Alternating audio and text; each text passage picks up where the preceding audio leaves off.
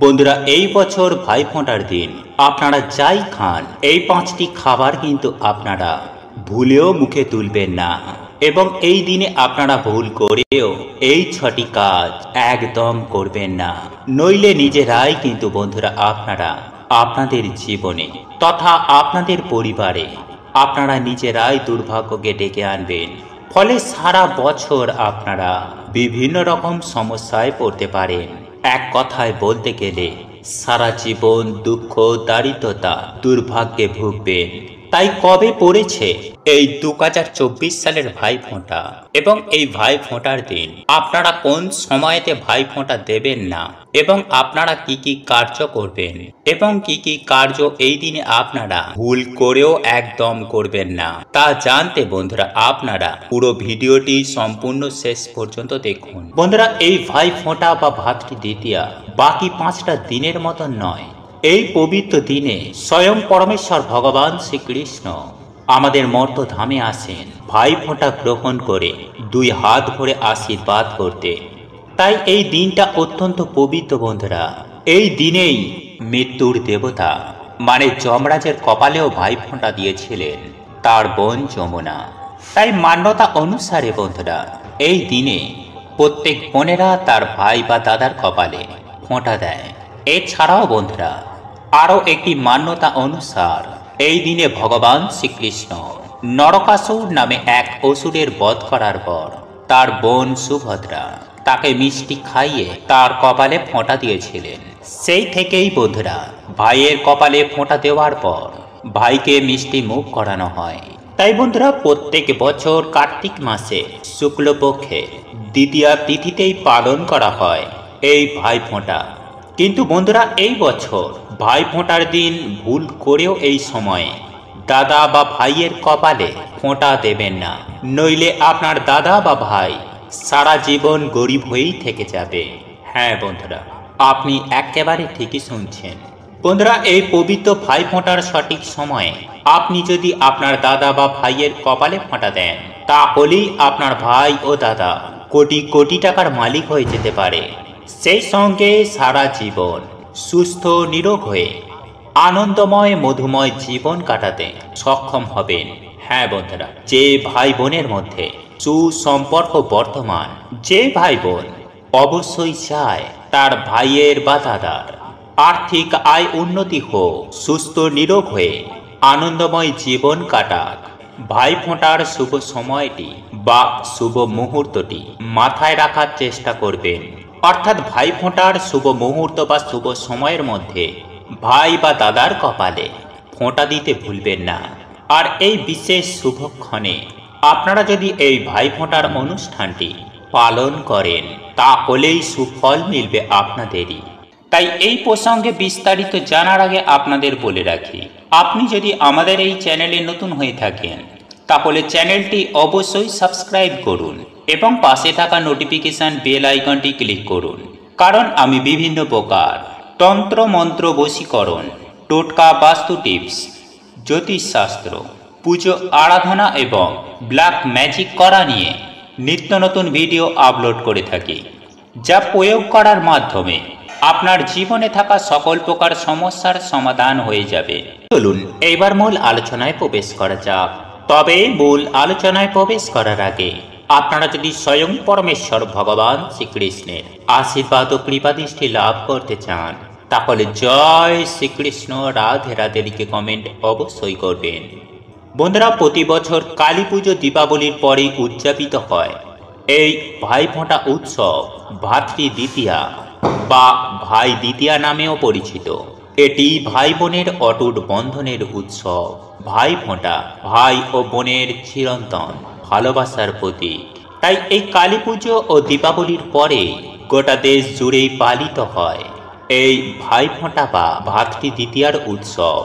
বন্ধুরা, এই দিন বোনেরা ভাইয়েদের কপালে ফোঁটা দিয়ে তাদের সুখ, শান্তি এবং দীর্ঘায়ুর জন্য প্রার্থনা করেন।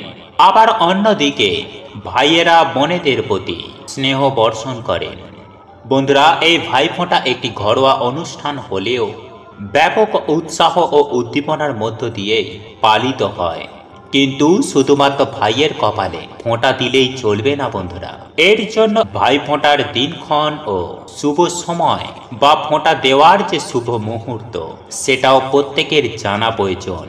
তবে এই শুভ সময় বা শুভ মুহূর্তটি জানানোর আগে আমাদের প্রত্যেকেরই এটাও জেনে রাখা প্রয়োজন এই ভাই ফোঁটার পৌরাণিক কাহিনী আসলে কি।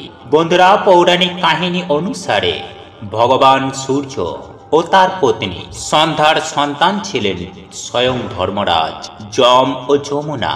কিন্তু সূর্যের তেজ সহ্য করতে না পারায় সন্ধ্যা দেবী তার সন্তানদের রেখে মাতৃগৃহে চলে যান। যমরাজ ও যমুনা মায়ের স্নেহ থেকে বঞ্চিত হন, কিন্তু ভাই বোন উভয়ের মধ্যেই অনেক ভালোবাসা ছিল। তারা একে অপরের দেখভাল করত।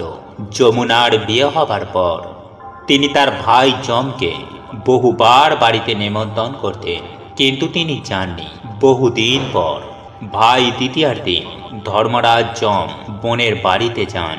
ভাইয়ের বাড়িতে আসার আনন্দে যমুনা তার ভাইকে খুব আদর আপ্যায়ন করেন এবং যমের কপালে ফোঁটা লাগিয়ে তার পূজা করেন। সেই দিন থেকেই পালিত হয়ে আসছে এই পবিত্র ভাইফোঁটার মহা উৎসব। বন্ধুরা, এছাড়াও ভাইফোঁটার আরও একটি কাহিনী হল নরকাসুর নামে এক দৈত্যকে বধ করার পর যখন পরমেশ্বর ভগবান কৃষ্ণ তার বোন সুভদ্রার কাছে আসেন, তখন সুভদ্রা তার কপালে ফোঁটা দিয়ে তাকে মিষ্টি খেতে দেন। সেই থেকেই ভাইফোঁটার উৎসবের প্রচলিত হয়। কিন্তু এই ভাইফোঁটারও একটি নিয়ম বা বিধি রয়েছে। বন্ধুরা, শাস্ত্রমতে এই পবিত্র ভাইফোঁটার দিন বোন বা দিদিরা তাদের দাদা ভাইদের কপালে কনিষ্ঠা আঙুল দিয়ে দই বা চন্দনের ফোঁটা দিয়ে এবং ছড়া কেটে বলে, ভাইয়ের কপালে দিলাম ফোঁটা, যমের দুয়ারে পড়ল কাঁটা।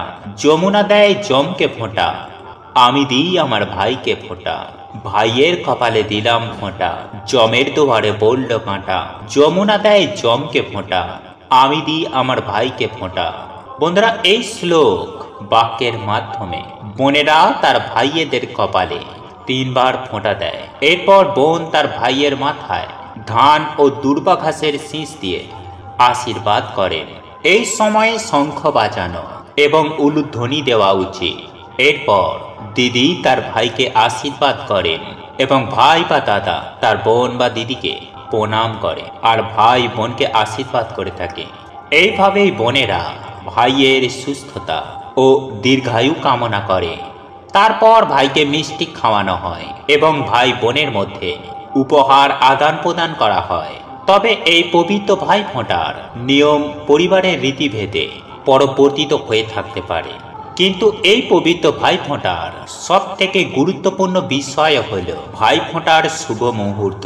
বন্ধুরা, আপনারা যে সময়ে আপনাদের ভাই বা দাদার কপালে ফোঁটা দিলে আপনার ভাই বা দাদার জীবনে সুখ শান্তি ও সমৃদ্ধি বজায় থাকবে এবং সুস্থ নিরোগ দীর্ঘায়ু জীবন পাবেন। বন্ধুরা, আপনারা যদি আপনার ভাই বা দাদার সুখ শান্তি ও সমৃদ্ধি চান, যদি আপনারা আপনার ভাই বা দাদার দীর্ঘায়ু কামনা করে থাকেন, তাহলে এই শুভ সময়ের মধ্যে আপনার ভাই বা দাদার কপালে ফোঁটা অবশ্যই দেবেন। ভাই ফোঁটা থাকলেও ভাই ফোঁটা দেওয়ার একটি নির্দিষ্ট সময় রয়েছে, আর এই সময়ের মধ্যেই ভাই ফোঁটা সম্পূর্ণ করা প্রয়োজন। আর তা হলো সকাল 6:45 থেকে সকাল 8:54 সময় পর্যন্ত থাকছে ভাই ফোঁটা দেওয়ার অমৃত যোগ।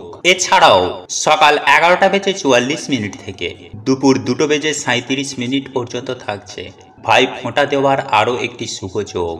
এরই সঙ্গেই 3:20 থেকে বিকেল 4:03 পর্যন্ত থাকছে ভাই ফোঁটা দেওয়ার শুভ যোগ। তাই এই বছর আপনারা যদি ভাই ফোঁটা দিতে চান, তাহলে এই উক্ত সময়ের মধ্যে দেওয়ার চেষ্টা করুন।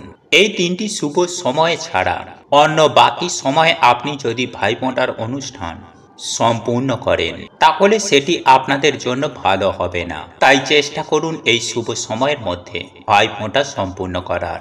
বন্ধুরা, ভাইফোঁটার এই উৎসবটি আনন্দের উৎসব হওয়ার সাথে সাথে এটি কিন্তু একটি ধর্মীয় রীতিও। তাই এর কিছু নিয়ম বিধিও রয়েছে, যেগুলি কিন্তু সবার পালন করা উচিত। সবার প্রথমেই যে নিয়মটি অবশ্যই পালন করা উচিত সেটি হচ্ছে শুদ্ধতা। বন্ধুরা এই দিন কিন্তু ভাই এবং বোন দুজনাই শুদ্ধ বস্ত্রে থাকবেন।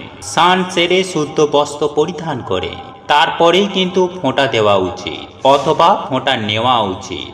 বন্ধুরা বাসি বস্ত্রে কিন্তু ভুল করেও এই ফোঁটা নেবেন না। এই দিন ফোঁটা দেওয়ার দিন সকালবেলা বোনেরাও যেমন স্নান সেরে নেবেন, ঠিক তেমনি ভাই বা দাদারাও স্নান সেরে নেবেন। তারপর দুজনাই নতুন বস্ত্র বা পরিষ্কার পরিচ্ছন্ন শুদ্ধ বস্ত্র পরিধান করবেন। তারপরেই কিন্তু ফোঁটা দেওয়া বা ফোঁটা নেওয়া করা যাবে। বন্ধুরা এই দিন কিন্তু উপবাস থাকতে হয়। হ্যাঁ বন্ধুরা, এই দিন কিন্তু ভাই বা দাদার দীর্ঘ জীবন ও মঙ্গল কামনা হেতু বোনেরা উপবাস থাকেন। বন্ধুরা অনেক বাড়িতেই রীতি আছে, মঙ্গল ঘট স্থাপন করতে হয়। ভাইয়ের দীর্ঘ জীবন কামনায় একটি মঙ্গল ঘট স্থাপন করতে হয়। তাই বোনেরা কিন্তু উপবাস থেকেই ভাইয়ের কপালে ফোঁটা দেবেন, মঙ্গল ঘট স্থাপন করবেন। তারপর আপনারা আহার গ্রহণ করতে পারেন। আর যে বাড়িতে মঙ্গল ঘট স্থাপন করা হয়, যে বাড়িতে রীতি রয়েছে, সেই বাড়িতে কিন্তু ভাই ফোঁটার এই অনুষ্ঠানটি শুরু হবার আগেই ঘর দোয়ার ভালো করে পরিষ্কার পরিচ্ছন্ন করে নেবেন। বন্ধুরা অপরিষ্কার ঘরে কিন্তু ফোঁটার কার্য করবেন না। এই দিন কিন্তু বোনেরা ভাইয়েদের জন্য কিছু রান্না করেন এবং নিজের হাতে কিছু খাবার বানিয়ে ভাইকে কিন্তু খাওয়াতে হয়। সেই দিন ফোঁটা দেওয়ার সাথে সাথে ভাইয়ের মন পছন্দের জিনিস রান্না করে খাওয়ানোরও কিন্তু নিয়ম রয়েছে। আপনারা চাইলে নিজের হাতে রান্না করে ভাই বা দাদাকে খাইয়ে দিতে পারেন। তবে বন্ধুরা আপনারা এই দিন মাছ মাংস যাই খান না কেন, টক বা নোনতা জাতীয় কোনো জিনিস খাবেন না। যেমন আমরা আম, টমেটম, আমলকি, তেঁতুল ইত্যাদি। বন্ধুরা এই দিন অনেকেরই বাড়িতে মাছ মাংসের সাথে টক বা অম্বল রান্না করে থাকে। কিন্তু বন্ধুরা আপনারা ভুল করেও এই দিন আম, টমেটো, তেঁতুল, আমড়া এই সকল কিছু দিয়ে টক বা অম্বল রান্না করবেন না। আপনাদের ভাই বা দাদাকে যদি খাওয়ানোরই দরকার থাকে তাহলে আপনারা কাজু, কিশমিশ, খেজুর, আমসত্ত্ব দিয়ে চাটনি করে দিতে পারেন। কিন্তু নোনতা জাতীয় বা টক জাতীয় কোনো খাবার এই দিন যেমন খাওয়াবেন না, ঠিক তেমন আপনারাও খাবেন না। বন্ধুরা এই খাবারগুলি খাওয়ার ফলে ভাই বোনেদের মধ্যে দূরত্বের সৃষ্টি হবে, মনোমালিন্য তৈরি হবে। এক কথায় বলতে গেলে ভাই বোনের মিষ্টি সম্পর্কে ফাটল ধরবে। এরপর দ্বিতীয় যে খাবারটির কথা আপনাদেরকে বলবো তা হলো উচ্ছে, করলা বা নিম পাতা। হ্যাঁ বন্ধুরা, আপনারা এই দিন তেতো জাতীয় কোনো খাবার ভুল করেও মুখে তুলবেন না। আপনারা যদি এই দিন তেতো জাতীয় কোনো খাবার গ্রহণ করে থাকেন তাহলে স্বাস্থ্যের মতানুসারে ভাই বোনের জীবনে চরম ভয়ঙ্কর দারিদ্রতা নেমে আসে। বন্ধুরা এরপর তৃতীয় যে খাবারটির কথা বলবো তা হলো কোনো পোড়া জাতীয় খাবার। হ্যাঁ বন্ধুরা, এই দিন কোনো পোড়া জাতীয় খাবার আপনারা যেমন খাবেন না, ঠিক তেমনই আপনার ভাই বা দাদাকেও খাওয়াবেন না। বন্ধুরা এখন বর্তমান সময়ে অনেকে অনেক রকমভাবে রান্না করে খেয়ে থাকেন, যেমন বেগুন পোড়া, চিকেন তন্দুরি ইত্যাদি ইত্যাদি।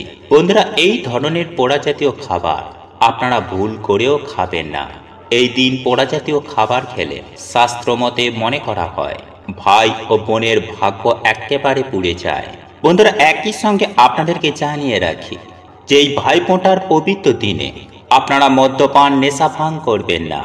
বন্ধুরা খাবার দেবার সাথে সাথে চলে উপহার বিনিময়। যেমন ভাইকে আশীর্বাদ করে বোনেরা জিনিস দেন, ঠিক তেমনই ভাইয়েরাও কিন্তু ভাই তার দিদি বা বোনদের জন্য উপহার নিয়ে আসেন। তাই উপহার দেওয়া এবং নেওয়া এই দুই রকমই কিন্তু চলে।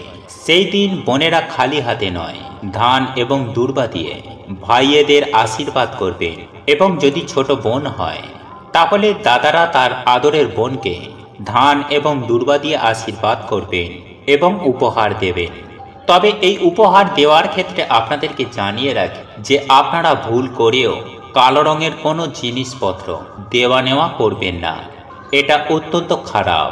তবে আমি আপনাদেরকে বন্ধুরা যেভাবেই হোক আপনারা কিন্তু ভাইফোঁটার দিন অবশ্যই আনন্দ সহকারে উদযাপন করবেন। ভাতৃ দ্বিতীয়ার প্রচলিত বাংলা প্রবচনটি আপনারা 3 বার বলে নিতে পারেন।